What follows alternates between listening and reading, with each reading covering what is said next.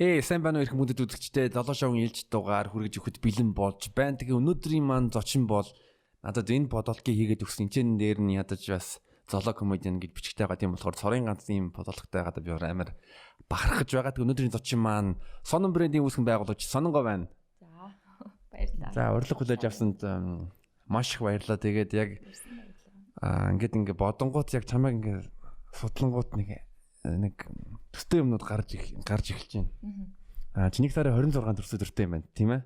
Би нэг сарын 28-нд төрсөн. Тийм үү. Тэгэхээр 2 өдрийн зөрөөтэй байгаа.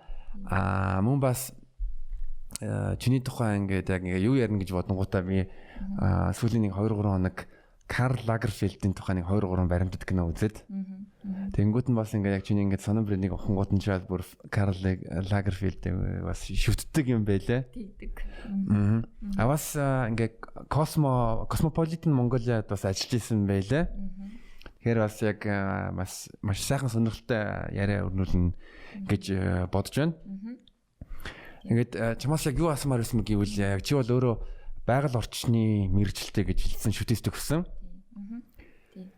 Тэгээд яаж яагаад ингэж байгаль орчноос ингэж фэшн руу орсон бэ?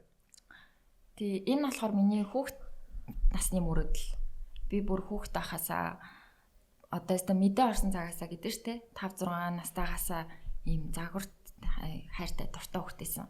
Тэгээд би өөрөө бас яг бодсон байхгүй эсвэл би яагаад ер нь ийм загварт ийм хайртай болсон юм бол загварт би ер нь яагаад ийм дуртай юм бол гэд бодсон чинь хүн нөгөө байгаа орчноо ер нь дагдсан штэ тий хүүхд ер нь тэгээ намайг хүүхд тахт нөгөө манай жижиг өрөөнд ийм том дээрүүд байдаг гэсэн айл болгонд байдаг нөгөө борон шкафны доор маш их ийм загварын сэтгүүлээд өгсөн байхгүй. Тэгэл заримдаа нөгөө бид нар чинь гэртээ нөгөө ганцаараа төвжүүлээл үлддэг байсан шүү дээ. Тэгээд тэр үедээ ингээл ерөөсөө тэр шкафын дотор ороод тэр сэтгүүл үзэл ингээл ерөөсөө ингээд тэр юм руу умаад орчдөг байсан.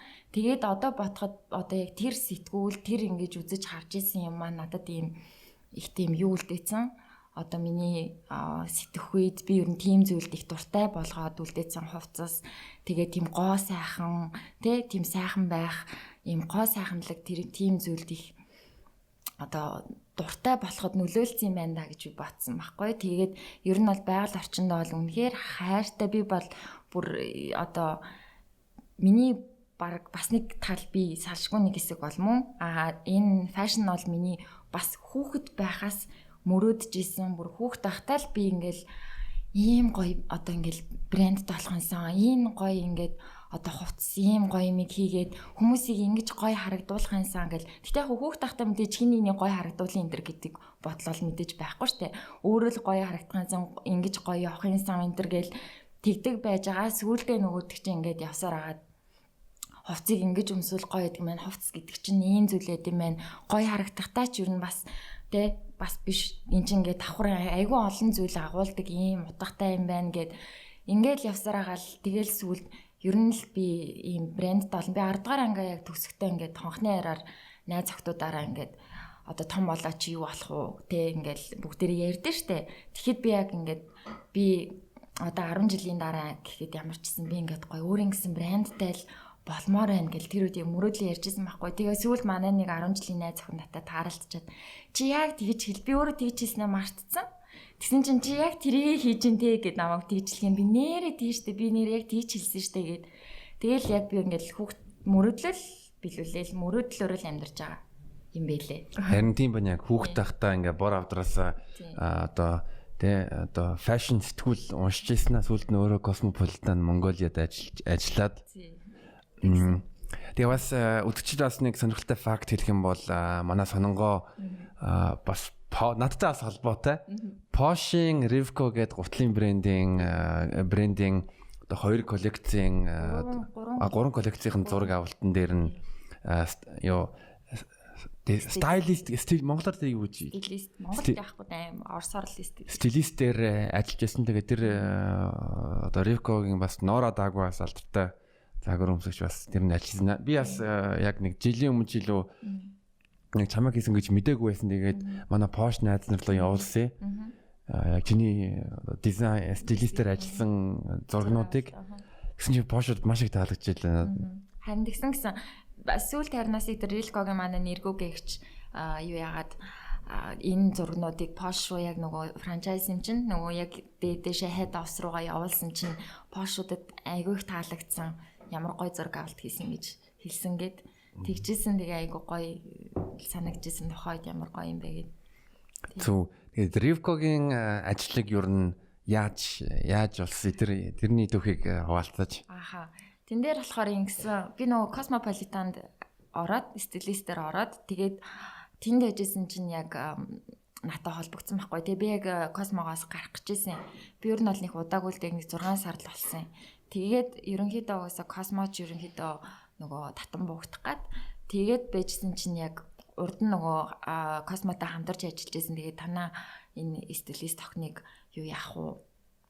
Авч ажиллах гэсэн ингээд тэгээд би очиж уулзаад тэгээд хамтарч ажиллахаар болоод тэгээд хэд хэдэн одоо лүкүүд гаргаад ерөнхийдөө тэгээ хамтарч ажиллахад айгүй гоё байсан тухайд тэгээд ихний зураг авалтаа яг хийчээд тэр үед ч болохоор Эни Жаки гэдэг одоо нөгөө манай модельер штэ Эни тэгээ гал одрох хоёр эрэгтэй эмэгтэй модельер хамгийн анхны Рилко тэр зураг авалтанд ажилласан байхгүй тэгээд байжсэн чи манай тэр одоо Рилкогийн захирагч дахиад чамтай ажиллая гэд тэгсэн чинь хоёр дахь дээр нас яг ноороо давг модельтэй ажиллаа. Дээрээс нөгөө зурагчин Пиа гэдэг штэ. Пиа бас зураг авал тэгээд би стилистээр нороод битгэд ингээд гоё юм баг болж ажилласан. Тэгээд тэрний дараа дахиад нэг зураг авалтан дээр нөгөө Ариун Зул гэдэг одоо бас Лондонд байгаа загвар өмсгч охин маа штэ. Тэр охин тэгээд нөхөртэй нөгөө амархуу бид ингээд битгэд бас нэг ингээд баг болоод ингээд ажиллаж исэн байхгүй. Тэгээд тэр бол ерөнхийдөө яг Cosmogоос дамжуулаад надад олбогдсон. Тийм. Ваа бас сонирхолтой түүх ингээд харангуй гэхдээ тэр яг та нар бас Рилкогийн Instagram дээр ороод тэр зургуудыг хараад тэгээ тэрний яг дизайнист уучлаарай стилист нь гаргасан бол энд байгаа. Яг энэ хүрээнд бас яг цаг үедээ ингээ уялдуулаад авах юм бол одоо ингээ сонгуулийн тий 6 сард сонгуул байсан. Одоо бас орон нутгийн сонгуул болж байна. Тэг миний асуух гээд байгаа зүйл гэвэл чи ер нь манай улс төрч нарын хувцалтын талаар ер нь юу гэж боддог вэ? Тэр тал дээр ер нь зүгээр тэгээ фэшн талаас улс төрийг дүгнэе л та гэж би бодсон л доо. Тэгээ чамаас асуух гээд байгаа зүйл гэвэл ер нь чиний бодлоор Монголын хамгийн загварлаг эсвэл одоо тэр фэшн талтай мэдрэмжтэй улс төрч бол эмэгтэй эрэгтэй хэн юм бол гэж тэрийг л чамаас асууя гэж бодсон. Надад юу одоо улс төрч эмэгтэй гэвэл Бачимэг гээд нэг мундаг хуульч улс төрч эмэгтэй байд. Одоо болохоор гадагшаа сургуульд явцсан. Тухайн үедээ хууль зүйн яамны дэд сайд хийдэг байсан. Ийм альбан тушаалтай эмэгтэй байдаг байсан. Тэр эмэгтэй маш зөв хувцалдаг улс төрийн хувьд тийж санагддаг байсан тухайд надаа. Одоо ч хэвээрээ ер нь бол тэр хүн шиг маш тийж улс төрийнхөө хүрээнд одоо улс төрч хүмүүс бол ерөнхийдөө яг чөлөөт кейс илүү бараг л юниформ тий ерөнхийдөө яг нөгөө өнгө зохицол тий байж болох хувцас хунар одоо байж болох нөгөө нэг юунууд штэ кодууд тий тэр зүйлүүдийг яг тэр Бачимэг гишүүн байсан бас тэр хүн ер нь бол надад нэлээд тийм улс төрч дотроо гоё стиллэг үнэхээр гоё бие авч явдаг тэгээд тим эмэгтэй санагддаг гэсэн. Эрэгтэйгээс гэх юм бол за улс төрч биш шүү дээ. Яг улс төрчийн хувьд биш. Яг хувцсныхан тал дээр бол одоо хэн байдаг штэ. Сайхан бэлэг гэд гişүн байдаг штэ. Эхнэр нас байгаль гэд эмэгтэй байгаа штэ тий. За сайхан бэлэг гоё бас их гоё хувцалдаг. Яг гоё улс төрч. Би яг мэдгүй юм байна. Дараа нь яг энэ ярилцлаган дараа ингэ шалгаад авч чамаас асууя. Тэгээ сайхан бэлэг гоё хувцалдгийн. За өөр чин яг ингэсэн чинь санаанд одоо болохоор одоо гişүүд дундаас сүүл бидтэй яг тоочны яг хараагүй байна. Яг сүүлийнхааг нь одоо яг энэ хүн байна да гэж сайн тэр устрын хүмүүсийн тайм амсаа үзэхгүй байгаа юм л да. Тийм аа. Ер нь бол надад яг Бачимэг гой тэгээд хин сайхан бэлэг хоёр ер нь их зүгээр санагдтыг. Зү би яагаад энийг асуусан бэ гэвэл Posh юм уу Германд би өөрөө Posh-д олон жил амьдарч ирсэн. Одоо яг одоо дээд зэргийн одоо улс төрд ажиллаж байгаа хүмүүс өөрсдийн гэсэн одоо PR-ын ажилтнтай байдаг. Мөн бас стилисттэй байдаг. Яг ингээд тэгвэл угаасаа олонний танил хүн болцсон байгаа болохоор яг стилисттэй ажилтгий. Би бас Монголд бас тийм байгаасаа гэдэг яг ер нь бас ингээ хойдоо үзтэг. Би бас чиний нэг постыг санаж байгаа. Чи Facebook дээр бичсэн байсан. Ер нь бол одоо сонгуульд оролцож байгаа хүмүүс одоо надтай хамтарч ажиллаж болж шүү. Тий. Би нэг тийм би нөгөө юу яасан тэрийгээ би тэгсэн өөрийгөө бас сориод үзье чаленжинг гэж бичсэн байхгүй юу. Би өөрийгөө сорж үзмээр байна. Надтай хамтарч ажиллах хүн байвал одоо ажиллаач ээ.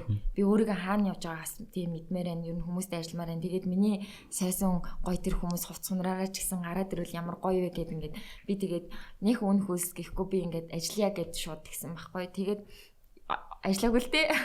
Гэтэ зүгээр ер нь бол би яг тэгэж боддог яг зөв. Ус төрч хүмүүс ер нь бол хамгийн хүний нүдэн дээр байнга зургатаар гарч идэг тийм хүмүүс учраас ер нь бол маш зөв хувцалдаг, зөв өнгөөрөө хувцалдаг. За тэгээд ер нь бол ер нь нэг тийм нэлээд юм симлэж гээ тийм байх хэрэгтэй. Яг зөв. Одоо гадны нэг янз бүр гоё кинонууд идэв штэ. Кинон дээр хүртэл нөгөө яадаг штэ бүр ингээд бүр хаана юу очихдоо яг ямар хувц өмсөд тэгээд бүр тэрийг ингэж одоо өөрийгөө ингэж нөгөө нэг тэр өмсөн хувцснаасаа бас ингээ ирчүүч өөрийнхөө мүүдийг илэрхийлж ямар нэгэн үйлдэлийг илэрхийлж бас тухайн үеийн хувцлалт тухайн үеийн одоо хувцлаас гадна тухайн үед юу тренд байсан бэ тэрийг нь маш сайн судалж ийж хувцалдаг. Одоо жишээ нь Мишель Обама тэр чинь бол яг нөгөө нэг тэргүүн хатагт байхдаа бол бүр фэшн айкон байсан штэ. Бүр үнэхээр гоё хувцалдаг. Тэгээд бүр бүх загварын сэтгүүлүүд бүр Мишель Обамаг дандаа ингэж онцолдог. Энэ бол бүр фэшн айкон гээл те. Үнэхээр ингээд улс төрийнхөө хувьд тэргүүн хатагтай хувьд үнэхээр ингээд айконлог хувцалдаг ийм юм ихтэй байсан. Гэвч Обама гоё ч гэсэндээ гоё бас нилээн бас үнэхээр ингээд мэрэгжлийн тэгж хувцалдаг. Би авч явдаг. Хаана юм өмсгөө, хаана зангаатай байх уу, зангаагүй байх уу, хаана ямар өнгийн сорочгоо өмсөд, ямар үед джинсээ өмсөд явах уу, хаана ингэж уулзалт нь явах та гэд ингээд үнэхээр ингэж хувцаа зөв тааруулаад явдаг тийм хүн байсан шүү дээ. Одоо байгальдаа нөгөө нэг ерөнхийлөгч байхдаа олонний нүдэн дээр ахта тийм байдаг байсан харагдтыг. Тэгээ манаас улс төрчид энийг хэрэг ирээдүйд үзэх юм бол бас тэг яг тэр тал дээр анхаарад заавалчгүй цалин үлсэхгүй ирээдүйд нэг ганц зур тендер үгэл тэгэл болоо шүү дээ. Нөгөө юу 6 сар яг сонгуульд дуусны дараа доржихын гишүүний юу байсан чинь нэг пүүзэн ингээл хүмүүс тэр бас одоо бас таалагдсан. Яг гэвэл олон нийтэд бас тэр талаар бас үгүй яг нэг тийм ач холбогдолгүй зүйл мөртлөө ач холбогдолтой бас байгаад байгаа байхгүй. Тийм сэдвийг бас гаргаад ирсэн тий. Тэгсэн. Тийм. Тэр бол одоо минийхаар би PR үнэхээр би одоо мэдгүй юм л та. Зүгээр үнэхээр тэр санаатай байдлаар PR хийсэн бол тэр үнэхээр сайн PR байсан. Санамсаргүй байдлаар байсан ч энэ их гоё байсан тий. Гоё байсан.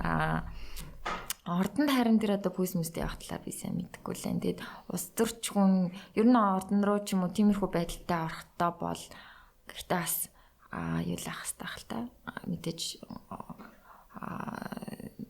форум те ям цаанаас нь заасан хувцыг өмсгөл хэрэгтэй ах тий.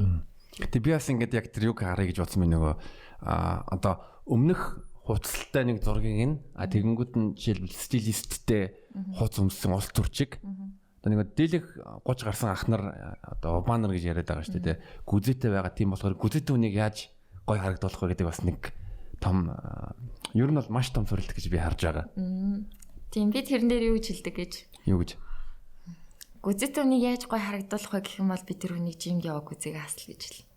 Бас гоё юм байна. Тийм тэгснээс тийм ер нь бол тэгж хэлнэ л дээ. Тийм ерөнхийдөө эрүүл ах те. Ер нь бол том гүзээ тийм эрүүл одоо дасгал хөдөлгөөн игээд яг жигд фитлах байвал ер нь хүнд бүх хувц гой харагддаг. Тийм би бол яг зарим хүмүүс таалагдахгүй ч магадгүй л дээ. Үнэхээр одоо тархан туранхай байх хүний юу л да хувь хүний маш их дотоод хувийн асуудал. Гэхдээ үнэхээр одоо боломжтой үнэхээр өөрийнхөө одоо нэг хичээл зүтгэлгүйгээс болоо тиймэрхүү байгаа бол би бол шулуухан шууд хэлдэг та ч ингээ асаал гэдэг. тэгээд хүмүүс зарим намайг жоохон шүүмжлээд идэгэн зарим хүмүүс чи ингээд одоо хүний body image чинь ямар ч байж болно бүх body image үзэсгэлэнтэй тэр бол нөгөө нэг тэр body image-ийн талаар бол би жишээ нь үнэхээр одоо том хөгцөгний тухай ярьж эхлэх байхгүй юу тэр бол байгалаасаа төрсэн асуудал те үнэхээр одоо өөрөө хичээгээд би болгож болохоор зүйлийг бол хүн би болгоод үнэхээр ингээд одоо бүхэл би image үнэхээр beautiful хүн болгоно л үзэсгэлэнтэй гэхдээ одоо ямар нэгэн гүзээ ч юм уу илүүдл юмыг бол аль болох өөрөө хичээчүүл зүгээр шүү л гэж би хэлдэг юм уусаа сайхан битэй ер нь бол сайхан бий ч байхад одоо ингээд нэг тийм илүүдл янз бүрийн зүйлгүй дээр хүний биен дээр ямар ч хувц ер нь зүгээр зохиол юм тий. Гэхдээ нэг юу дийлэнх тийм стереотип байдаг ер нь бол хүн болгон өөрөө үзэсгэлэнтэй. Тэгээ биентэй бол ерөөсөө огт санал нийлдэггүй. Ягаад гэвэл өрөөнд одоо тэ шоу байлаа тэгэл хүн болгон ер нь мэдж байгаа шүү дээ. За хамгийн тариалаг хэн байна хамгийн царамууд хин нэ гээл тэгэл ягаад гэвэл би бас нэг ном уншиж байсан юм энэ бол зүгээр одоо хийсвэр яриа биш. Одоо мис заслын гоо сайхны мис заслын мис заслч нартай хамтарч ажилладаг юм сэтгэл зүйчийн сэтгэл судлаачийн ном байсан. Beauty би нэр нь одоо мартсан яг хэлэхэд тэр хүн юу гэж хэлмээ гэвэл ер нь бол альва одоо хүн төрөлхтөнд бол төстэй нэг юуны гоо сайхны стандарт байгаа. Тэр нь одоо Азч бай, Африкч, Оросч бай ер нь тийм нийтлэг стандартууд байдаг. Тэрний үг гэвэл одоо хүн пропорц. Бас манай маркетинг хичээлүүдэд дээрээс тэрийг манай багш маань зааж ирсэн юм гэвэл яг хүмүүсийн юун нүүр нь одоо тэ яг хамарнаас ишээ хүртэл займ байна гэдэг тийм пропорцгаа тийм болохоор ер нь бол хүн болгон гоо үзэсгэлэнтэй бол биш. Ер нь бол хүн болгон үнцэнтэй. Гэхдээ яалтчгүй энэ чи бол одоо гоо үзэсгэлэн тий. Яг үнэ. Гоо үзэсгэлэн чи яа гоо үзэсгэлэн тий. Тэгэхээр тий яг зөв.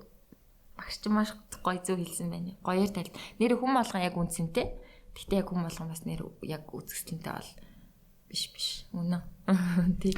Тийм.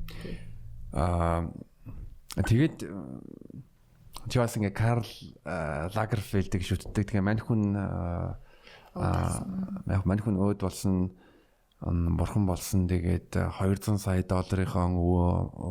тэ өөрийнхөө хөрөнгөө муурдаа үлүүлсэн. Яг ингээ бодонгууд яг мань хүн нэг одоо загвар өмсөж байгаа хүмүүс ялангуяа өөрийн гэсэн тийм юу одоо урам өгдөг ч юм уу эсвэл нэг тийм хүмүүстэй байдаг. Тэгээ мань хүний бол голдуу нэг тийм амар тийм залуу ирж хүчийг агуулсан тийм хүмүүс түнд одоо урам инспирэшн өгжсэн одоо мьюз гэж нэрлэдэг байгаа мьюз. Яас нэг ер нь бол хүний бүр хамгийн гоо үсгэлэндээ үе гэж байгаа юм байлээ. Яа тэгвэл нөгөө юу загварын ертөнцийг харангуут нь бол тухайн тэтэст орн насны хүмүүсийг ер нь голчлоод нэг нүур царай болгодог. Тэгээ би яг юу асуучихсан бэлээ тэрийг марчлаа. Гэтэ яг энэ санааг юу ч нь ойлгож чинь тийм. Ер нь бол намайг хүүхд тахт ч юм уу загвар ерөнхийдөө 14-өөс эхэлдэг байсан. Ер нь 14 настаас моделинг карьер нь эхэлдэг. Гадаадд жишгсэндээ ерөнхийдөө 14-т октод хамгийн одоо яг хамгийн үзэсгэлэнтэй ингээд залуугаар нэг айгүйх модель өмсөлдөг гэсэн. Гэхдээ сүүлийн үед тэр бол хандлага өөрчлөгдөж байгаа. 10 болсон гэхгүй юу? Тоглолт шилжээ. Тий хитрхи залуу байна те бас насан туршаагүй байна. Тэгээ дээрэс нь бас миний тэгж божон хүн болгон нөгөө нэг яг нэг тухайн үедээ үзэсгэлэнтэй харагдах хүнд үе байдаг гэдгсэн шүү дээ. Тэгэхээр 14-т хөөрхөн одоо үзэсгэлэнтэй байж болно. Эсвэл 24-т 34-т 54 70 те 64 74 ч гэдэг юм уу. Ингээд хүн яг ингээд 74-т гинт үнэхээр гоё болцсон юм ихтэй хүн байдаг. Одоо сүүлд бас манай тэр нөгөө Elon Musk шүү дээ. Elon Musk-ийн ээж нь Mayo Musk гэдэг нэг юм ихтэй байгаа шүү дээ. Тэр бол одоо бүр яг одоо ингээд таал гарцаа модельхэн карьер нь бүр өссөн. Бүр маш их сэтгүүлүүд дээр гараад олон брендийн нүүр царай болоод явж байгаа. Тэгэхээр хүн болгоны моделийн карьер бол яг нас нэг хамаарахгүй хандлага руу одоо орцсон. Намайг хүүхэд байхад бол арай нэг тийм залуухан л байвал ер нь үзэсгэлэнтэй энтер гээл тэгдээс. Одоо дэлхийн ертөнцийн ерөнхийдөө ингээл аюу өөр хандлагатай болоод бүх юм нээлттэй болоод эхэлсэн шүү дээ. Тэгэхээр тийм л байгаа л да. Хандлага нь бол тийм би ч гэсэн ер нь сүүлийн үеийн хандлагатай ч гэсэн надад таалагдсан бас хэтэрхий жоохондоо 14 гэж асалж жоохон шүү дээ. Тийм. Тэгээд тийм л тийг санагддаг. Тэгээ бас ингээд харангууд надад нэг ном байгаа юм а тэр номынх нэр нь бол Color for Men. Би тэрийн 4-5 жил юм авч ирсэн. Тэрэн дээр юу зааж миний яг гол сурсан зүйл юу вэ гэвэл яг хүн өөрийнхөө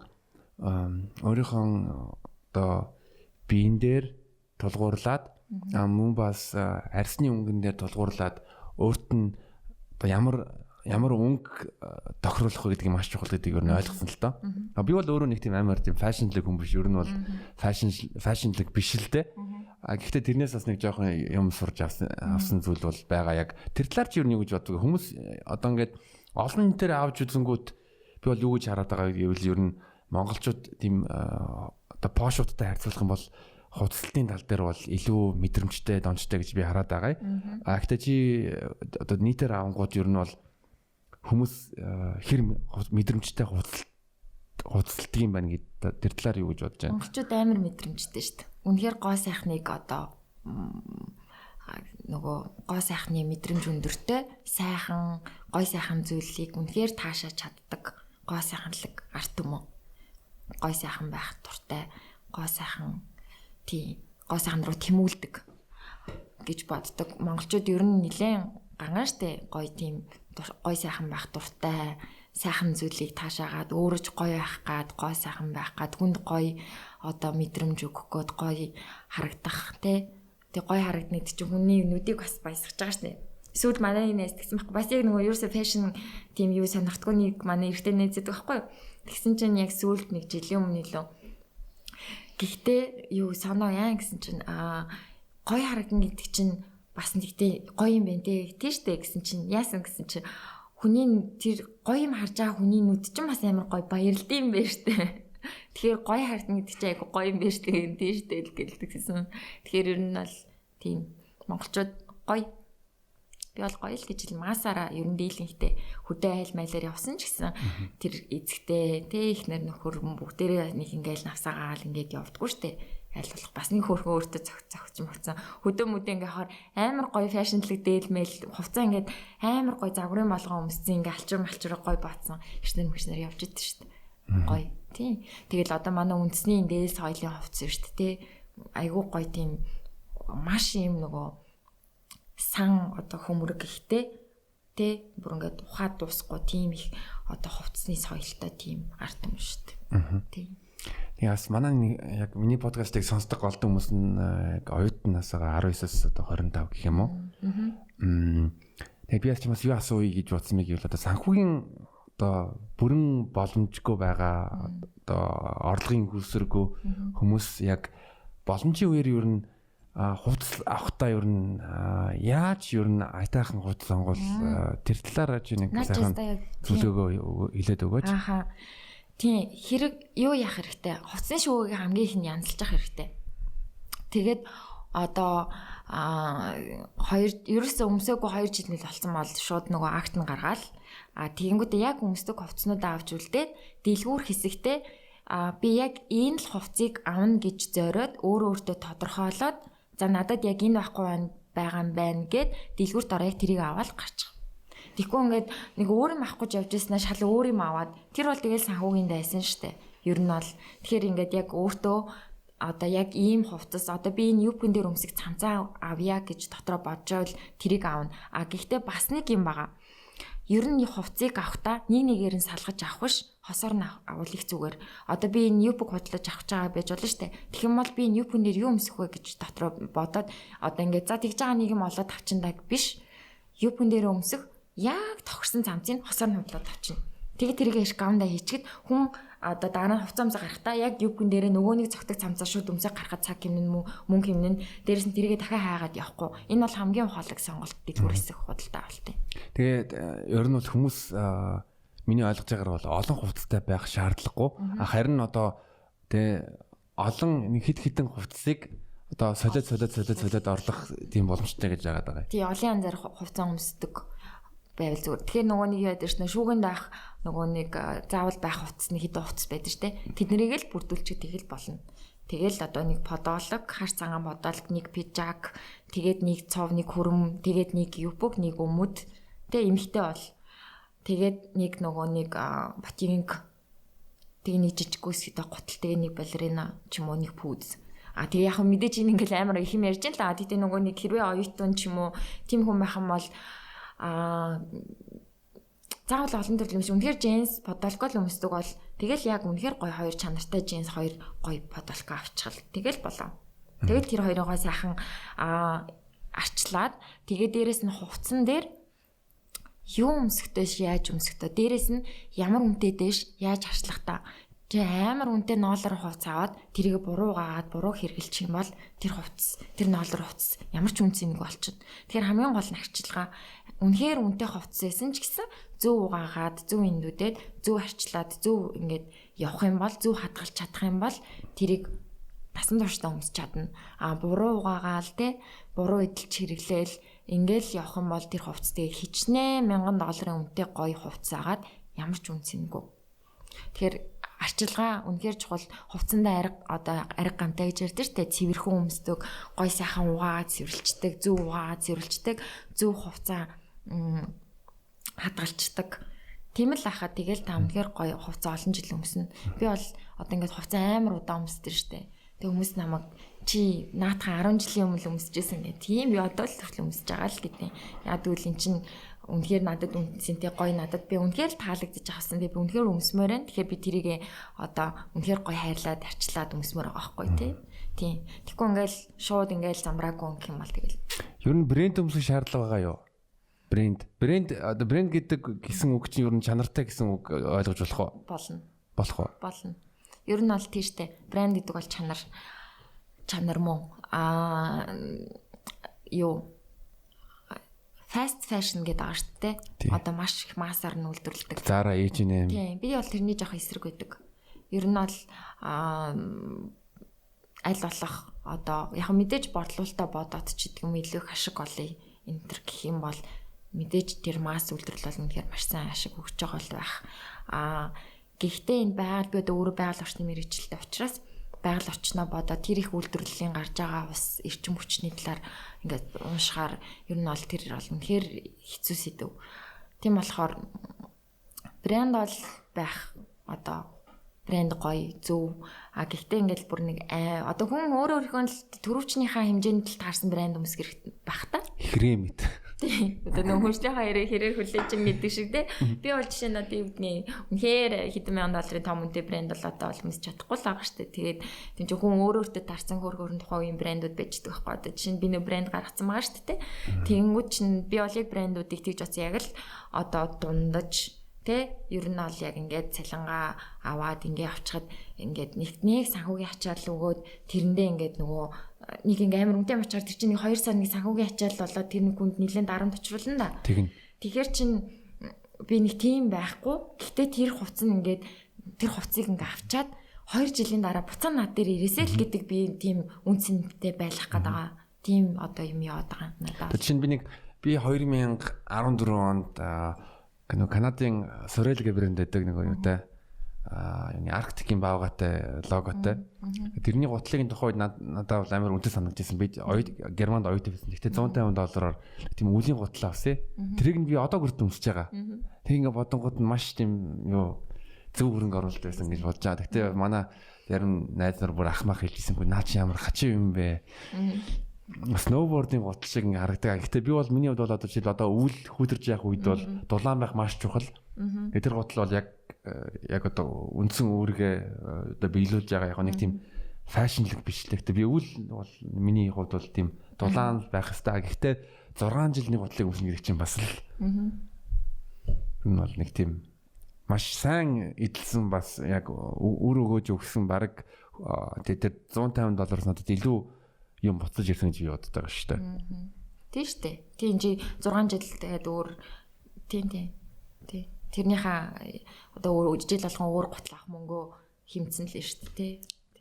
Тий. Яг тэр үүднээс бол нэг чанартай юм аваад хөрөнгө оруулалт хийх юм бол тэгэл тэр чинь олон жил идэх болохоор нэг том асуудалгүй л гэж бодож байна.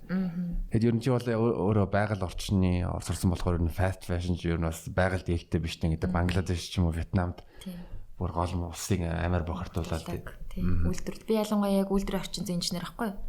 Тэр чинь үйлдвэрийн орчин зүйн инженер гэдгийг тэр нь болохоор нөгөө байгаль үйлдвэрлэлийн дотоод гадаад орчин. Тэгээд гадаад орчин байгаль орчин орчдөг үйлдвэрлэл дээр дотоод орчин дээр нөгөө хөдөлмөр хамгаалал дотоод аюулгүй ажиллагааны талаар тэгэнгүүт яг нөгөө үйлдвэрлэлийн талаар яг тэр хувцсан нарын үйлдвэрлэл ингээд уншаал одоо YouTube дээр ороод бид ингээл зөндөө гоё докюментаринууд байгаа штэ.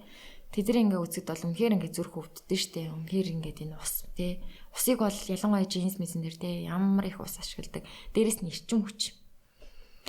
Үнэхээр их ашиг бид нар одоо эрчим хүчний нөөц багасч ийн гэлтэй ингээл дөрөвдүгээр ажилтрын дөрөвдүгээр өрсөл яваал те. Сэргийгт эрчим хүчний тухай яригдал эхэлж байгаа штэ те. Нөгөө Каспийн тэнгис байгаа зү те. Тэр чинь Узбекистан улс чинь яг юуны төлөвлөлт эдийн засгийн бодлогоор Узбекистан улс чинь бас дэлхийн том хэмжээний одоо даавууны үйлдвэрлэгч тэр даавууга тарингуудад яг тэрнээс болоод Каспийн тэнгис нэлен ингээ багсан байл тэр усын ядж хахад ашигласаар хагаад юугаараа даавны үйлдвэрлэлээр одоо тариалтаа тэргүүлнэ гэж үцээр хагаад бүр Каспийн тэнгисийг бүр өстой гамшиг бол Узбекистан яасан шүү дээ. Тийм газар тариална тэгж байгаа л да тийм. Тэнгүүд нь бас манай монголчууд ярьдаг шүү дээ арьс шир үйлдвэрний хажууд амар өнөртэй ч байдаг. Тэгэл ядж яхад нэрээ тэр арьсыг чин бас боловсруулах гэж байгаа биелэж юм химийн бодиснууд бол зөндөө юм тэр бас бүр амар юм байгаа л да. Тийм тэгээд ихтэй тэрнээс гарч байгаа усаа цэвэршүүлэх зөндөө технологиуд байх шүү дээ. Одоо ингээд технологи хөгжсөн. Мундаг ухаантай хүмүүс маш их гоё технологиуд гаргацсан. Тэр гарч байгаа усын цэвэршүүлээд баг зүлэг ногоо услах хэмжээний тийм уснууд шүүгээ гаргадаг тийм технологиуд гараад ирсэн. Тэгэхээр тэр технологиг бол бид рүү ашиглах хэрэгтэй хэл та. Тэсээ дөрөнгө хүн ам өсөөл бүгд л одоо ингээд хүн ам өсөд л шүү дээ. Хүүхд төрөөд л байна. Хүмүүсийн хэрэглээ байгаад л байна. Хоолунд идээд л байна тий. Тэгэнгүүт тэгэл тэрнээ дагаал ингээд технологиуд хөгжөө шинжлэх ухаанаар ингээд зөндөө юмнууд гараад ирсэн. Тэгээ Монголд харин тэр арьсны үйлдвэр дээр бол тэр гоё технологиудыг манай орон хэрэглээсэй л гэж боддөө шүү дээ. Тиймэрхүү юмнууд би сүүлд нөгөө шинэ Монгол сургуулийн нэг усны нэг болормоо гэд багштай танилцсан. Тэгээд тэр яг усаар мэрэгсэн байсан. Тэр хүн бол яг ярихдаа бол яг тэрийг боловсруулад арьсны үйлдвэрийг цэвэршүүлээ гаргаж байгаа технологи зөндөө байгаа гараад ирсэн. Тэрийг бол ингээд ашиглуулах зүгээр гэл ярьчлаа. Тэгээ гол нь мэдээж шинжлэх ухааны салбар мэдээж үнэтэй салбар байдаг учраас тэгэл мөнгө санхүүгийн асуудал гарч ирдэг юм шиг үл байлээ. Тийм. Дээрэс нь юм чиглэлгээд надаас яг монголчууд уул нь яг энэ арьс ширээ тэгээд энэ ноос ноолуураараа энэ бол нэлээд сайн боловсруулаад сурчих юм бол бидраас гоё сайн бидний эдийн засагт нөлөөтэй ахал гэж боддоо шүү дээ. Хувцснууд дээрч гисэн тэгээд эдийн засгийн хувьд ч гэсэн бид нар гадагшаа экспортлол тий. Миний бас нэг чамаас нэг асуумар зүйл байгаа гэвэл яг second hand хувцснуудын талаар юу гэж утсан бэ? Бас зөндөө олон монголчууд чи ер нь бол 90-ад онд second hand ашиглаж байсан бас ингээд комисс алдартай комисс монголчуудын мэдээр комиссын бараа сүүлийн үед хэрэглэж байгаа нэр бол second hand тий. Зүгээр штэ. Одоо тэгэл тэртээ зэрэнгүүл өмсөж байгаа. Би ингэжсэн байхгүй. 10 онд нэг 3 сар нэг Америк явж таарад тэгээд тэнд орсон би нэг дэлгүүрлийн одортон чи яг second hand дэлгүүрээс авахгүй тийм нөө брэндүүдийн яг ингээд нөө дэлгүүр дээр хүмүүс буцааж муцаачаад эсвэл нөгөө хүмүүс нэг хоёр өмсчөөд багт нэг таалт болохоор нэг second hand руу өчтдөг. Тэгээ би ороод ингээл хараад тэндээс ганцаар гутал авсан юм. Дөвл мөвл нөгөө цүнх мөнх яг хувцсыг нь бол яагаагүй. Тэгээ яжсэн чинь Монголд ирээд ингээд Америк бараа мараа гэл зөндөд дэлгүүрээс ахгүй тэгэл ороод ингээл харсан чинь яг тэд нар тэгээ манайхан бол нөгөө нэг юу яд юм бэл л дээ.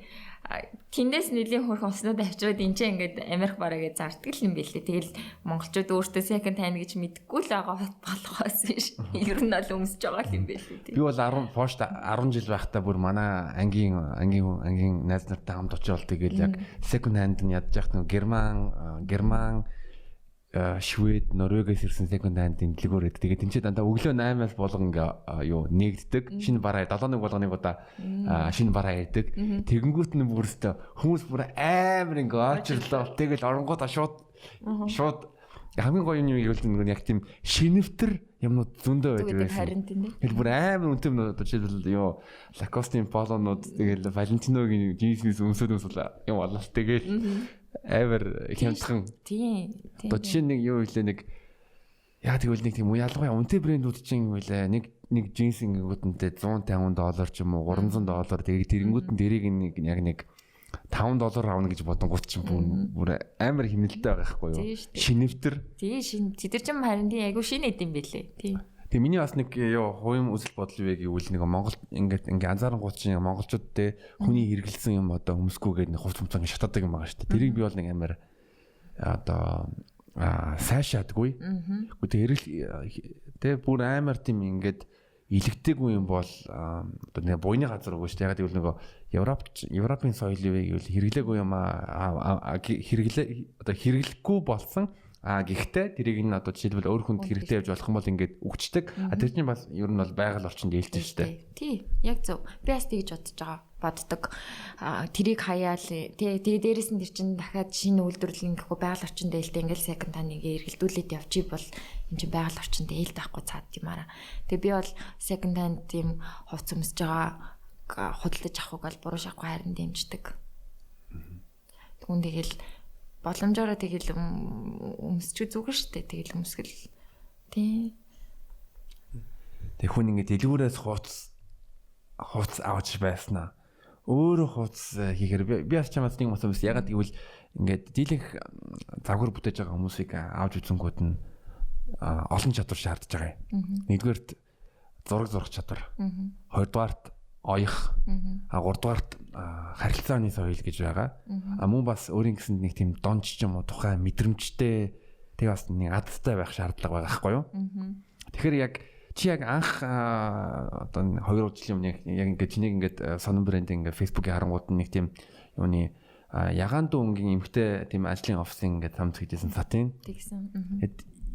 Ягаад энүүгээр эхлэе гэж бодсон. Тэгээд ер нь зураг зурж хаана сурсан тэгээд эсхүр хийх дэрийг ханаас сурсан ер нь ханаас зураг өөрөө л сурсан. Өөрөө л сурсан. Гэтэ дэрийг яг сурах процесс чинь ер нь хэзээс эхэлж юм оролдож эхэлсэн. Хүүхдээ хасаа л ах. Одоо бүр ингээл яг зориод юунд сургалтанд суугаад ч юм уу ингээгүй яг л хүүхдээ хахтаа ингээл нэг юм болохонсан гэж яваад идэв гэсэн. Тийм болохоор нэг хаяа нэг ингээл нэг зураг мураг нэг юм зурчаал бид тэ одоо юу гэдгийг яг дизайнер чиг ингээл бүр амар ингээл юу хийгээл скетч гаргаал ингээд зурж бол сайн чадахгүй ерөнхийдөө би өнгөний зохицолгоо тэгээд ямар материалаар юу хийвэл энэ материалыг гой болгох вэ гэдэг дээр гайгүй болов гэж би өөрийгөө харсан. Тэгээд одоо хүмүүс ингээд дэлгүүр дээр байгаа даавууг яг юу болгохоо сайн мэдхгүй ингээл гоё юм байна гэд өнгөрдөг бол би одоо яг энэ давгаар яг ийм л юм хийвэл энэ илүү гоё болох юм байна да гэж нэг тийм жоохон юм байгаад шиг байна. Бас нэг материалын мэдрэмж яах хэрэгтэй. Жишээлбэл энэ дэлгүүр оронгуудаа за би ийм юм хийж байгаа юм бол ийм материал ашиглаад ингээ яах бол болох юм байна. Энэ бохирох манай шууд ингээд баг зарим хүмүүс чинь ингээд зарим одоо дагвар бүтээж байгаа хүмүүс чинь хөрөнгүүдээ шууд бүх юм ингээд юм шиг энэ нэг авах хэрэгтэй ингээл дэлгүүр оронгуудаа одоо бидний ээж нар ч юм уу өвчнөр ингээл юуны хүнсний дэлгүүр оронгуудаа бүх юм ингээ аваад байдаг. Түүнтэй адилхан материалыг яг тэгж авдаг юм байлээ. Түрүүний нөгөө бас тэр сатин нөгөө блуз нөгөө самцан дээр хэлгээд би ерөнхийдөө нөгөө тухайн үед яг би офис ажил хийдэг байсан. Тэгээд тухайн офис ажил хийдэг байхдаа өөрийнхөө дээрээ гарсан тэр одоо саадан дээрээсээ тулгуурлаж тэр бүтээгдэхүүнийг гаргасан. Яасан гэхээр би ингээд хувц өмсөд офстаа ингээд ажилладаг байхад нэг тийм айтайхан бас ганган баймаар байдаг. Гэхдээ бас хитрхи ганган одоо ингээл нэг тийм гялцэл биш. Гэхдээ нэг тийм гоё яг нэг донжинд тааруулсан хувцлаад дээрэс нэг уулзалтай яагаад эсвэл уулзалтаа таачаад нэг орой хүлээ авалт байхад би гэртээ арч хувцас солиод авах шаардлагагүйгээр тэр хувцастайгаа тэр чигээрээ тэр газар очичход миний хувцас гологдохооргүй яг нэг сайхан одоо таарсан тийм хувцас байвал их зүгээр юм да бид нар ингээд олон хувц судалж авахгүй дээрс нь цаг хэмнэх юм байна мөнгө хэмнэх юм байна ер нь ийм юм байвал их зүгээр мэн ингээд дэлгүүрээ хайсан ч юм байгаагүй тэг ингээд самснууд ч нэг бол дагаавуун тэгээд нэг бол ийм хитрхи торон ингээд гэрэлтдэг эсвэл ингээд нэг тийм яг гой сатны тийм амар гой торгомсог тийм срочгийн самснууд амар үнэтэй яагаад идсэн байхгүй тэгээ би бодсон ер нь яг ийм ажил хийдэг ийм эмэгтэйчүүд зөндөө байдаг юм чинь яг энийг ер нь олыг хийж үзье хийгээд гэхдээ би нэг тийм олон мас бас гаргаагүй л дээ нэг арзмаараас нэгийг гаргаад та ингээд юунаас 3 өнгөр гаргасан уу тэгж гаргаж ирсэн. Тэгээ ер нь бол яг өөрийнхөө хийжсэн ажил дээрээс тулгуурлаж тэр анхны палажнууд юпгнүүд пижак тэгээд тэр цамцнуудыг гаргасан. Тэр палажийг би яг анх бас гаргахтаа ийм нөгөө сорочкон цамцны захтай тэгээд ийм тал ханцуутай карматай бүстэй өвдгнөөс доош татсан ийм эмэгтэй бүсэлчдэг тийм палаж хийсэн байхгүй. Тэр нь яагаад ингэхээр одоо ширээний ард ингээд суухаар би яг сорочкон цамцтай юм шиг уулзалтан дээр байж гин. Тэгээ ингээд явахад би ерөнхийдөө нэг эмэгтэйлэг гоё байдалтай. Тэгээ кармачи юмнуугаас айгу гоё хэрэгцээтэй зү штэ янз бүрийн зүйлүүдээ хийждэг утас урал бодог тий. Тэгэнгүүтээ тэгээ бүс яаж юм хитэ үнийг угаасаа юм гоё юутай харагдуулдаг, тайлтай гоё юм эцэгцтэй харагдуулдаг. За тэгэнгүүтээ ийм урт ийм палаж болохоор одоо би оройн бас л хийж байсан. Одоо ингээл яг өглөө гараад орой хүртэл би энэ палажийг өдрийн турш бүх одоо хүмүүстэй уулзахад яг энэ дүр төрхийг хадгалж чадна эмгтээлэг байдал, смарт байдал, тэгээд гоё ганган байдал ингээд харагдуулна. За тэгэнгүүтээ орой би одоо нэг төрсөн өдөрт урагдсан. Тэнгүүч ингээд тэгдэж штэ ингээд бид нар ажилдаа ажил оройны найзын төрсөн өдөр болоо гингүүт л эсвэл яг тэр найзынхаа төрсөн өдөрт тааруулсан хувцас өмсч ажил дээрээ очино. Эсвэл цүнгэндээ аав эсвэл гэртээ арч хувцас солиод буцаад найзынхаа төрсөн өдөрт хоцоод очдөг байхгүй юу. Тэгэнгүүт би бацаахгүй заа зөө гэд. Тэгэд ингээд нэг амар ганган биш мөртлөө яг нэг боломжийн таарсан ингээ хувцастайгаа өглөө ажилдаа очичи яг ингээл ажил хэрэгч тэгэл тэр хувцастай орой найзхан төрсөн өдөр дээр эсвэл нэг хүлэн авалтан дээр магадгүй болзоон дээр явахтаа ч гэсэн яг тэр хувцастайгаа ингээл тэр чигт хахад тэр чигтээ яг тэр өдрийн туршид бүх одоо хин дээр очих жоо ямар үйл ажиллагаанд дээр очих хахад тэр нь таарсан байдалтай. Тэгээд магадгүй тэр палажин дээр нэг гой алчуур зүгээд нүрээ жоохон уруулаа будаал жижигхэн намхан үсгэд одоо готлон өмсөжсэн бол жоохон өсгөд готломсөл явчихад ингээл шал өөр дүр төрхтэй болол явчихна гэж эмгтээчүүдийн цагийг мөнгийг хэмнэх гэж тийм загвар анх хийсэн. Харин тийм юм байлаа. Би яг ингээд чиний хийсэн хувцснуудын харангууд нь амар тийм одоо англиар угаасаа за орсоор хэлж байна. Монголчууд орс хэлбэрээр тийм элегантны одоо ганган гэж орчуулъя л да чамин ганган. Яг бас нэг сүлийн үед чинь жоохон нэг тийм юу хувцалтнаар жоохон тийм задгаа байгаа даа шүү дээ. Одоо зарим үед хитрхи задгаа тэгэнгүүт нь яг чиний ингээ хувцас юбкуудны бас ингээ харангууд нь одоо яг нэг тийм жоохон үдэг хөрсөн үдгөөс нэг тийм тэгэнгүүт нь яг тийм одоо сонгодог англиар бол classic elegance гэж байгаа яг түнтэй сонгодог тийм гоё ганган эмгтээлэг мөртлөө бас амар гоё одоо тэр нь таалагдсан ингээл судлангууд брэнд болгон өөр өөрийн өнгө төрхтэй тухайн тэр брендийг хийж байгаа хүн болгон өөр өөрийнхөө л одоо зүйлд амин сүнс өөрийнхөө одоо үнд зүйлсээ тийм юунда тааруулж гаргаж байгаа. Одоо миний сонирхол бол тийм тал руугаа. Тэгэхээр яг тэр сонирхлыг дагдаг хүмүүс магадгүй намайг надаас юм худалдаж авах. Магадгүй өөр одоо стилтэй брэндүүд зөндөө байгаа. Тэдрийг өөр сонирхолтой хүмүүс нь худалдаад авах ч гэдэг юм те. Тийм л. Надад чиний юус маш их таалагдж байгаа одоо сонон made with love. Тэгээ made with love сонон. Тэгээ made with love сонон. Тэгээд яг нэрийг нь бол ойлгож байгаа л чиний нэр сононгоо тэгэнгүүт нь сонон. лого ч надад бас маш их таалагддаг. Ингээ энэ логог харангуудаа би энэ логонд амар хайртай. Энэ логоны түүхийг ер нь яриад өгөөч. Тэгээ энэ лого жоохон үзэгчд ингээ харуулж хараа логоо. Тийм логоны юм. Энэ лого гэхдээ би өөрөө зохиогоогүй. Энэ айгүй мундаг ийм график дизайнер, мундаг дизайнер нэг залуу байдгийн. Тэр залууд би 2014 онд санаагаа хэлсэн. Би нэг юм хийх гээд байгаамаа. Тэгээд санаа нь нэг иймэрхүү байвал надад их зүгээр байна.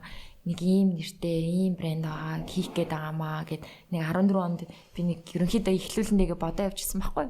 Тэгээ хийж байхдаа ингэж хийгээ. Тэгээ нэлээд хэдэн вариантууд гаргаж жагаад тийм нэг хийсэн. Энд чинь бараг 20-30 вариант. Би өөрөө нэг 10 хэдэн вариант зурц гаргаад тэр хүн ингээ битээр ярилцж жагаад энийг яг тунаж үлдсэн нь энэ баггүй юу? Яа тэгээ би ингээ харангууд нь эс үсэг байна яг сонон шиг. Тэрэнгүүд нь аа үсэг байгаа. Тэрэнгүүд нь энэ бас тэ эмгтээлэг шинжтэй нэг эмгч юм шиг үгүйч юм шиг. Тэгээ бас нэг Монголын нөгөө үлзийхээний нэг хэсэг яваад байгаа зү тэ. Тэг ингээ ерөнхийдөө харахаар яг лого байгаа. Тийм. Энэ би бас энэ үнэхээр хайртай. Ингээд логонда бүр үнэхээр тэр зохиож өгсөн дизайнер залуудаа одоо хүртэл талархдаг. Баярлаа гэж хэл. Лого бол маш гоё байгаа. Тэгэхээр та нар бас Сононгогийн Facebook page мөн Instagram тэ Сонон брэнд гэж байгаа тэрийг хараад ер нь үзээрээ өөрсдөө бас дүгнээд үзээрээ битээр ярьж байгаа юм дээр. Тэгээ надад бас яг энэ бодлого би худалдаж авсан дараа надад юу таарсан яг гэвэл энэ бодлогон дээр артталт нь энэ зоолог комедиан гэж бичлэг байгаа гэж бичсэн байгаа. Тийм болохоор энэ бол цорын ганц бодлого байгаа. Яг тийм юник онцгой талдаа. Тийм би нөгөө энэ бодлогыг анх гаргаж ирсэн болохоор яг эхний яг хідэн одоо худалдаа авч нар инээ штэ хийж байна. Тэгээд тэр үедээ яг тэр тухайн яг гаргаж ирсэн яг нэг эхний бараг нэг хитгэн 10-аад хүн байгаа. Тэрний яг хүмүүс бүгд нь би яг зөв. Гэтэ чам бүр спешиали хийж өгсөн шүү дээ. Бүр тэгсэн шүү дээ. Би тэрэнд бүр амар сэтгэл хөдлөө тэгээ подкаст нөр гэж хэлсэн шүү дээ. Тэгсэн дээ. Угаасаа ягаад тэгвэл нөгөө юу англи хэлээр чин to walk an extra mile гэж зүрддэг байдаг. Одоо ажиллаа хийж байгаа юм бол илүү нэг юм хийж тэгэнгүүт нь чи тэгээ бүр илүү одоо миний одоо бодож исэн хүлээлтээс илүү гоё юм өнгөд нь ялчгүй нэг тийм нөгөө ирдэг л та. Тэрэнд нь бол тэгээ бас чиний юуны сүлд гаргасан бас юу зайсан Улаанбаатар хааслар зэрэг амар гоё бодлоготой. Бас метро мол дээр зарж байгаа юм байна те. Метро мол дээр. Тийм метро молын хоёр давхарт Стилер Осо гэдэг дэлгүүр дээр зарж байгаа. Манай найзын дэлгүүр байгаа. Чамтай бас яг үзэгчд бас сонирхож магадгүй нэ Улаанбаатарын Улаанерээс энэний санааг ер нь би бас яг мэдж байгаа л да чи одоо содон юу сансар болон одон гарыг судлах дуртай. Тэгэхээр энэ нэрийг яагаад ингэж нэрлэе гэж бодсон юм. Энэ одоо бас хүний санаа шүү дээ. Тийм. Энэ Ариун Эрдэнэ гэдэг нэг залуу байдгийн. Тэр залуу энэ нөгөө яг энэ Улаанерээс гэдэг үгийг гаргасан.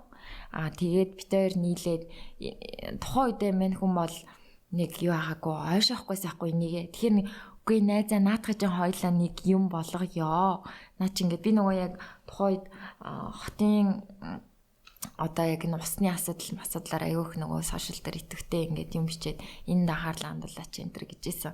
Тэр үе 2 жилийн өмнө. Тэгээд Арука гэдэг залуу иймэрхүү юм бичээд тэгээ хоёлаа нийлээд ингия тэгья гэд энэ санааг анх гаргаад ийм хийхэр болсон. Тэгэл ерөнхийдөө би одоо ер нь бол илүү маркетинг тал руу энийг гаргаж ирэх ажлыг хийсэн гэхүүдээ. Одоо илүү үйлдвэрлэл одоо яаж хийх, дизайн энийг яаж хүмүүст идэх хүрхгүй энэ концепцийг яах вэ гэд ингээд явсан. Яг энэ Улаанерээс Баатарын бол Ариун Эрдэнэ санаа. Гэхдээ энэ бол бас дээрэс нөгөө Daenerys Targaryen биш үү те?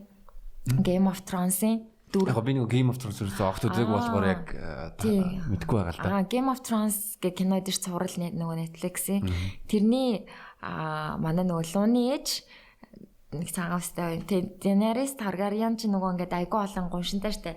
Тим юмны хамгаалагч, тим тэрний уур удам, тэрний тэр лооны ээж, Daenerys Targaryen гэлдэгдэг байхгүй амар олон гуншинтай. Тэгээ энэ болохоор ингээд бид бол UB хийгээ түүний анхны хүмүүсийн уур удам нийслэл хотын зүй ясны залгамжлагч, төгжрлийн гинжин цаваг даслагч, хар утаанд үл угаартагч, шорон шуурганаар үл шантрагч агва улааны респаторианчуд билээ гэж байгаа байхгүй тий. Ингээд бид бол ингээ хотын одоо Улаанбаатарын хүн гэдгээл улааны респаторын нэг юм нэрүг болгоцсон одоо онооцсон нэр л байгаа байхгүй тий. Тийм байдлаар ингэж гаргаа. Тэгээд энэ хотын залуучуудыг бүгдийн энэ хувцсыг өмсөж одоо inspiration болж ингэж хотоо харилж одоо ингэ тийм ёг тутгаар ингэж илэрхийлж fashion movement гэж би өөрөө нэр өгсөн бол тийм загварын хөдөлгөөн тий гэх юм уу. Энэ бол зүгээр бодол биш, энэ бол хөдөлгөөн. Тийм. Тэгээд ингээд зүгээр нэг хувцас шиг юм утга учиртай юм хувцас өмсөө тэгээд тэрийг ингээд өөрөөрөө илэрхийлээд мессеж хүргэе гэсэн байдалтай хийсэн бодол. Үнэхээр чанартай л би нэг баг 15 удаа угаалгам шин угаагаад тэгээд зүгээр байна. Чанартай байна. Тийм үнэхээр чанартай хийх гэж хичээсэн л дээ яг материалын сонголт подолч нүүд ингээ өдөр болгон өстө дээрэс нь хүн болгон шууд угаалгах машин тийгээ угаадаг.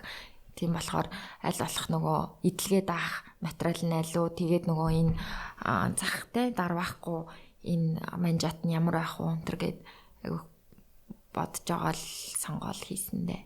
Тийм. Яас тэр багланаас амар гоё хөөрхөн мөл шүү зураг мураг ингээ харангуут нь тусгай нэг тийм таасан уутан дотор ингээ хийгээд ингээл амар тийм тэгээд юу гэж хэлмэл амар мэдрэмжтэй ямарч ирсэн бол байгаа. Тэгээд зөндөө олон хүмүүс ингээд анзаардаг одоо загвар бүтээж байгаа хүмүүс бол ер нь одоо дийлэн хүмүүсээс тэрс ондоо байдаг бас Карл Лагерфельд ингээ аваад үзэнгүүт одоо тэг Coco Chanel болон Fendi брэндүүдийг одоо сэргэн босгож ийсэн хүн. Тэгээ бас яг мань хүн чинь яс 50-аад оны үед бүр дөнгөж 2 дугаар дайнд дуусны дараа бас л бусдаас өөрөөс нь та яагаад гэвэл гей байсан. 40-аад оны үед 50-аад оны үед гей байна гэдэг чинь бас л яг л юу шүү дээ. Одоо нэг өөрөөс нэг яасан. Тий, Карл Лагерфельд бол загварын леженд гэдэг шүү дээ. Домог. Тий. Домог. Тэгээд надад бол би нөгөө юм классик одоо Chanel надад амар дуртай брэнд ахгүй. Тэгээд тийм классик тэр хийж байгаа хувцснууд нь одоо зүгээр л ингээд пижак юм юбг одоо яг л ингээд бүхэл одоо хувцсыг хийдэг мөртлөө тэрэнд нь маш гоё деталууд захны одоо юунууд пижакныхаа захнуудынх нь хэлбэрүүд тэгэл одоо жижиг деталууд тэр яг хувцс эсгүүрийн юм дээр үнэхээр гоё ажиллаж чаддаг юм шиг надад харагдаад идэв. Би аяг шүтдэг байсан шүү дээ. Бүр амар бүр үнэхээр шүттэй байсан. Бас Coco Chanel ч гэсэн үнэхээр гоё тэр одоо 1920 онд яг дайны дараа бүх эмэгтэйчүүд юбг өмсдөг байхад эмэгтэйчүүдийг өмд өмсүүлээл малгаан дээр бүр тесрэлт хийж шал өөр төрлийн жижиг малгаанууд гаргаж ирээл тэгээд ингээд бүгд ийм бэлхүүсээрээ татсан ийм бүстэй хувц өмсдөг гэсэн бүгдийн хүүсний энд орчлуулаа. Ерөнхийдөө жоохон эргэжлэг тал руугаа ороод ирсэн. Энэ угаасаа дэлхийн түүхэнд хувц заагуурч гэхээсээ илүү бас дээрэс нь феминизм анх үүссэн бүр хөдөлгөөнийг баг Coco Chanel анханаас нь үүсгэсэн эмэгтэйчүүдийг морь унах тэр одоо хийж мэгээл те. Яагаад эмэгтэй усны засалтын шууд богинохон болгож энэ төр те. Эмэгтэйчүүдийн хувьд бол нэлээд том өөрчлөлт хийсэн. Хүнэлтэй Chanel бол тийм. Тэгээд аз яг чиний нэг постаас толгонд ороод ирлээ юу вэ? Анхны юу ч одоо нэг юу камцаг гаргасан байгаа шүү дээ. Тэгэнгүүт нь яг хөх өнгөний Navy өнгөний анхны бас нэг sweatshirt юм өнгөтэй байсан гэдэг. Тэр бас амар надад гоё санагдсан. Хүмүүс бас одоо зүгээр нэг fashion гэхээс гадна бас түүхийн мэдлэг үж байгаа болохоор би яг нэг гоё юм хэлчихсэн маа гэсэн чинь одоо би Карл Лагерфельдийн 2 баримтад нэг 3 баримт кино үзсэн. Тэрний үе гэвэл яг Карл Лагерфельдтэй 7 хоног гэдэг зураг байгаа. Мөн бас Германы Deutsche Welle гэдэг телевизийн Карл Лагерфельдийн хийсэн бас баримтат кино. Тэг би Карл Лагерфельдээс яг юу авсан бэ гэвэл өөрөө бол шудан хэлсэн. Миний одоо ажлын 80% нь бол хогийн савд үлддэг, хайдаг. Тэр яг надад бас комедитэй яг адилхан байхгүй надтай. Одоо жишээлбэл дийлэнх гоё жокууд чинь одоо шууд ингээд суугаад ингээд бичээд гардаг. Дийлэнх хүмүүс ингээд хогийн сав руу хайж ээж эсвэл одоо тайзан дээр туршиж үзчихээ. За энэ дээр хүмүүс инээж, энэ дээр хүмүүс инехгүй наа гэж яг тэр процесс надад таалагдсан. Мөн бас мань хүн юу гэж хэлсэн бэ гэвэл жилд хэдэн коллекц гаргаж ийн олон жилийн ажил нь мань хүн бүр номныхын цуглуулганд баг 300 мянган ном цуглуулсан байсан. Тэгэнгүүтээ өөрөө зөвхөн скетчинг зурдаг. Бус ажлууд нь бол хүмүүсээр ингээд хэлбэлчдэг. Тэр амар юу хэмнэлтэй гахгүй. Өөрөө яг базах юм базаад бус ч юм одоо хүмүүсээр хийлгүүлээд бас амар эдийн засгийн яг мэдгтэй байгаа юм.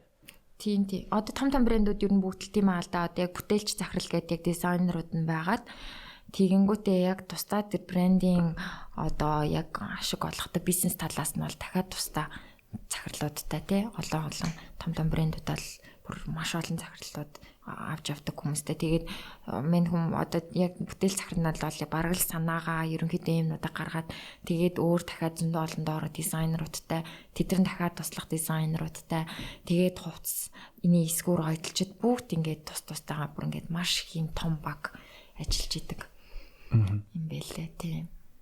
Тэгэнгүүт нь яг нэг фэшн шоуныхоо нээлтнээс 4-7 хоногийн өмнө одоо тэр зурсан зургийнх нь хувцсны загваруудыг хүмүүс ингээ бэлддэг. Тэнгүүд нэг одоо дизайн хувцс одоо хөө гэж нэрлэхэд нэг модель өмссөн бүх юмэг нь тэр лукийг нь бүтээх гэж ойдолчин болон бус дизайнер 160 цаг зарцуулж байгаа гэж байгаа юм.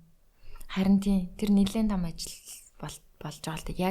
Яг энэ юун дээр шоун дээр яг юутай өмсөх үү гэд. Дээрээс нь одоо шоу яг энэ high fashion одоо том брэндүүдийн шоунууд бол зүгээр нэг өдөр тутмын хувцас хийсэл энэ бүр баг юм entertainment шоу дээрээс нь бүр юм урлаг ингээд одоо юу гэдгийг хурч чадахгүй тэр нэг зүйлийг урлаг гэдэг чинь нэг тэмүүлж байгаа тэр нэг юм бидний хүн төрөлхтний нэг тэмүүлээд байгаа зүйлийг урлаг гэж аашиг яг фэшн тэр салбар бол ингээд үнэхээр ийм урлаглаг тийм одоо болцсон ч угаасаа байсан haute couture гэд тусдаа бүр ингээд юу байгаа лайн байгаа.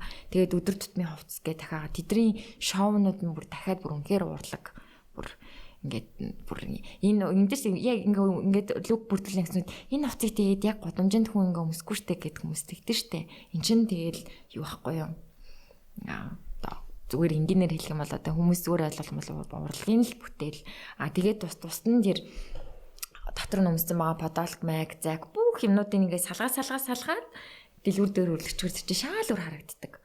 Тэгээд тэр чинь тусдаа хүн өөрийнхөө одоо юунд тааруулаад өөрийнхөө стил имижинд тааруулаад худалдаж тусдан ганцаар ингэ худалдаж авамсаа явчихдаг байхгүй. Тэгээ яг лукер нь ингээд өмснө гэдэг чинь тэрийг тааруулна чинь нөгөө хүний нүдийг баясгах тэр нэг юм урлагийн юм хийгээд байгаа юм л та. Тэгээ бас ингээ фэшн ярангуут нь бас яг тэгээ энэ 7 хоног бас чамтай подкаст хийж байна. Тэгсэн чинь бас Шангрилад Fashion Week болж байгаа юм билээ. Давт нь хэлээ. Энэ реклам биш. Тэрнээр нь яг нэг Шангрилагийн яг төв дээр нь нэг тийм дугуй юм тайз майз хийсэн нэг DJ тавьсан. Тэгэнгүүт нэг хідэн дэлгүүрүүд борлуулалтаа өөрхийн нэг борлуулалтаа игээл тэгээ юм тавьсан бас л. Монголын яг тийм фэшн шоунууд ер нь хэр байдаг юм бэ? Би тэр талаар өсөө огт ямар ч мэдээлэлгүй байгаа. Тэр бол фэшн шоу гэхээс илүү хувцс спорт одоо дэлгүүрийн маркетинг бах л да. Тийм. Юу яг брендинг фэшн шоу бол тусдаа. Дээр үед амар эртний хүн шиг тийм. Гэтэ ер нь намайг жоохон байхад 15 6 7 байхад урдлах эрдмийн дээд сургууль нөгөө дизайнерын сургууль байгаа шүү дээ. Тэнд Улаанбаатар UB Fashion Week гэж хийдэг байсан. Би тэгээд бас тэрэнд нь 2 удаа ороод амжицсан. Нөгөө нэг гэхдээ загвар өмсгч өрөлтөө. Оо за. Тэгээд тэр үед бол яг жигнэсээ дизайнерууд өөрсдийнхөө бүтээлүүдийг гаргаад өдөр болгон нэг дизайнерын одоо шоу болдог. Тэгээд 7 хоногийн турш ингээд юуны одоо урлаг эрдмийн том дизайнеруудын фэшн шоу болдог гэсэхгүй. Одоо тэндээс их юм бол одоо энэ Octure гэдэг нөгөө нэг том үндэсний брэнд болсон нэг хуц хийдэг нэг хавтай зүтүүрээгээ бичдэг юм байлаа. Амар тэ Францаар ягаад гэвэл нэг амар Францлог Haute Couture гээл амар сүрхий. Тий, Haute Couture гэсэн би сайн нөгөө Couture гэсэн. Үсэгтэй. Тэр нэг Монгол брэнд. Тэрний отгон зааз яна отгоо чин дизайн одоо чинь яг тэр 2004 5 6 онуудад тэр яг фэшн шоунд ордог байсан байхгүй. Тэгэл тэр үед бол үнэхээр яг жинхэнэ утгаар нь фэшн week шиг яг хийж эхлэх гэж байсан. Тэгээд одоо бол болцсон. Тэгээд одоо ер нь бол тусдаа л ингээл брэндүүд юу яадаг л да. Өөрсдийнхөө шоунуудыг хийдэг.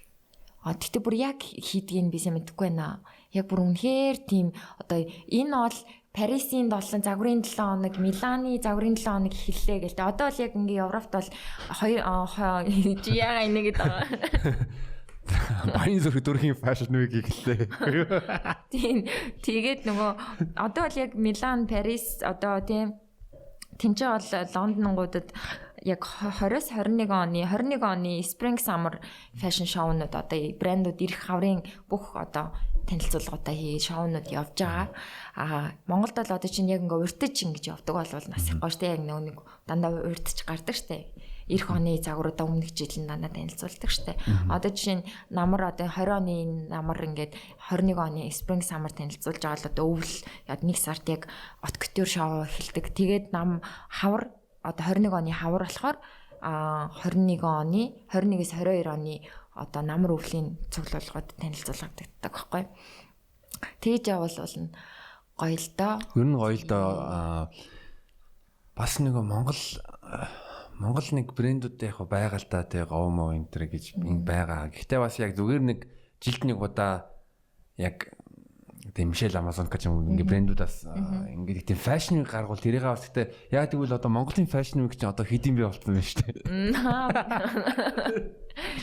Тэрийг өөр нь үзэж байгаа зөндөө олон хүмүүс байгаа яг тэр чинь яг оригинал санаа биш дээ яг гадаад гаргасан юм байгаа. Гэхдээ зүгээр нэг Монголын яг тийм фэшн үг маягийн яг тийм тэрэн дээр нь одоо таксад зүйлүүд насны гоё болох бол ер нь бол хийх боломжтой л бас контент бүтээхийн хувьд ер нь тийм болох. Монголын дизайны тухай одоо жишээлбэл нэг хилцүүлэг хийгээд одоо ер нь хийх боломжтой л явж байна. Бас тэрийг зохион байгуул бол бас хөөрхөн тийм болох л ах. Тэгээ яг нөгөө тайз гэрэлтэй яг фэшн шоуны гэрэл гэдэг чинь айгүй чухал л та. Яг хувцсыг гэрлийн харуулахгүй бол тэгэл нэг гоё хам нь харагдахгүй. Тийм. Тэгээ тэр болох л ах та. Болно л ах. Тийм. Нөгөө яг тэгвэл сая бас надад таалагдсан юу вэ юуны Мишель Амазонкагийн юуных нь видео. Тийм ээ. Тэрийг нэг Коля Кито гэдэг бас бас мундаг одоо зураглаач гэх юм одоо директор мөнх тулга хамтраа хийсэн байхгүй юу тэр хоёр. Мишель Амазонкагийн видео тэрэнгүүд нь яг аймайн яг тэр хувцас байгаа тэр видео нь бүр амар супер гоё хэлсэн мэлээ. Тийм ээ. Би үзсэн бас гоё хэлсэн мэлээ. Тийм ээ. Тэгсэн чинь говь тэрийг дагаад хийсэн юм бэл нэг дагаа юм хэлмэл. Мишель Амазонк нэг юм электроник хөгжим бол тэгэл нэг цагаан одоо хан дээр ч юм уу цагаан өнгийн юм дээр надаа нэг загвар өмсгч ингээд алхангуудаа ингээд эргээд байгаа тийм. Чи тэрийг яриад байна. Сүүл бас нэг гарцсан ш тас. Нэг гадаа нэг залуу яваад байсан.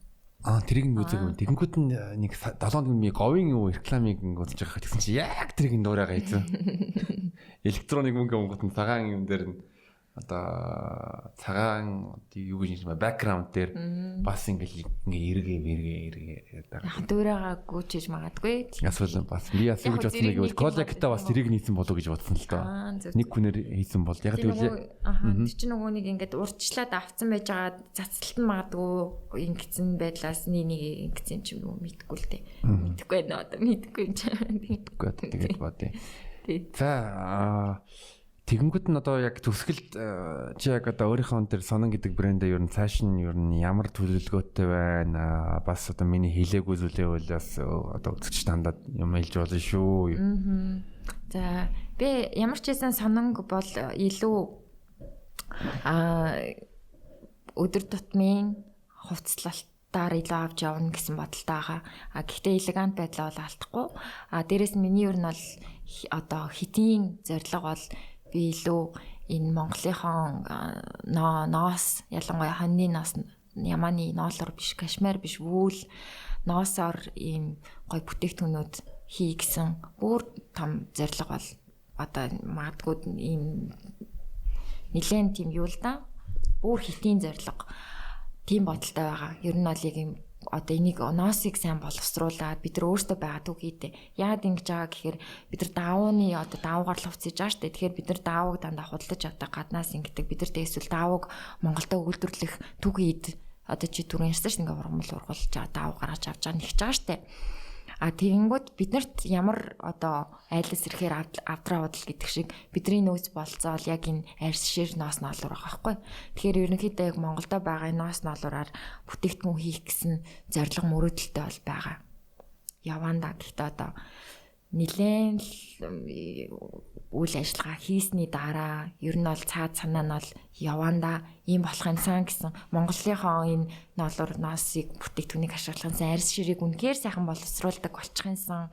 Тэгээ энүүгээр Монголдо өөрсдөө юмаа хийгээд ингээд хувцс брэндүүд бүгд өөрсдөө ингээд хийдэг болчихвол гоё юмаа гэж бодоод байгаа байхгүй. Тэгэж байгальд одоо ээлтэй тийм ингээ малчидчих хэрэгтэй малчид ноос ноолуураа бүх арьс ширээ зарчин арьс шир нь үнгүүдэхгүй тэгээд ноос ноолуураа зараад тэдний энэ хүмүүс үнэхээр юм болгоо хувцс хийгээд тий ингээд явчвал гоё юм да гэсэн бодол байдгийн тийм л байгаа да.